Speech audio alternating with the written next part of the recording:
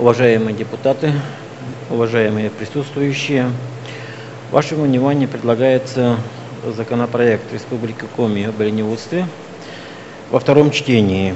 Первое чтение, как вы помните, прошло в прошлом году. После этого было принято решение о доработке его и о проведении ряда мероприятий, связанных с изучением мнения как наших муниципальных образований, оленеводческих хозяйств, так и общественности по поводу этого закона. Наверное, ни у кого не вызывает вопросов, что такой закон Республики Коми нужен.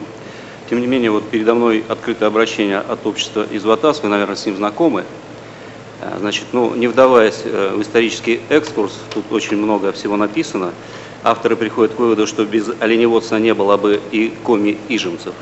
Я все-таки приведу два пункта из этого обращения, где говорится: коми-ижемцы в лице своего представительного органа МОД Изватас имеют право быть полноправными участниками разработки проекта республиканского закона об оленеводстве, так как закон прямо касается ключевого интереса ижемцев. И второе. Принятие закона об оленеводстве без одобрения со стороны МОД Изватас нарушает ключевой интерес коми-ижемцев и является незаконным.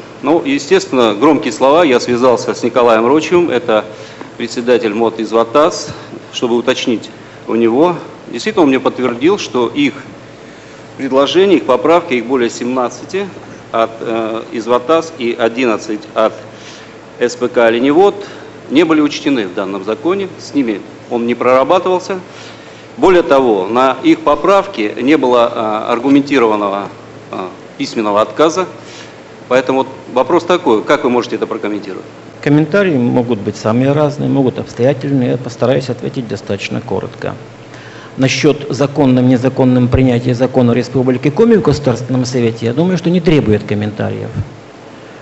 По поводу, скажем, участия, еще раз повторяю, мы получили поправки, я перечислял, от какого количества структур, субъектов мы получали предложения в законопроект.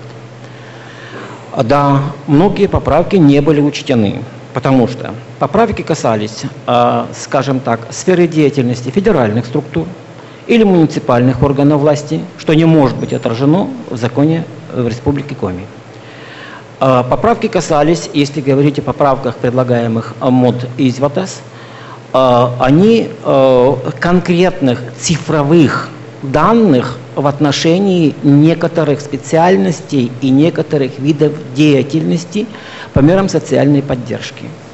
В законах, как правило, такие вещи не прописываются. Эти указываются, и как мы подходили в рабочей группе, и мы надеемся, что это так и будет, как есть соответствующие договоренности в программе поддержки развития оленеводства в Республике Коми. Мы прописываем позиции, которые требуют поддержки, которые нуждаются в поддержке.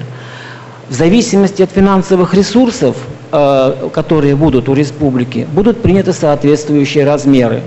Ссылки на то, что аналогично, как предлагаются поправки МОД Изватас, то есть существуют в законах НАО, ЯНАО, я кратко говорю, могу сказать, что в настоящее время большинство этих поправок уже убрано с этих законов, потому что тоже отказывается от цифровых своих показателей. Валерий Петрович, скажите, пожалуйста, вот если мы этот закон принимаем, что будет выгоднее в республике, содержать корову или оленя?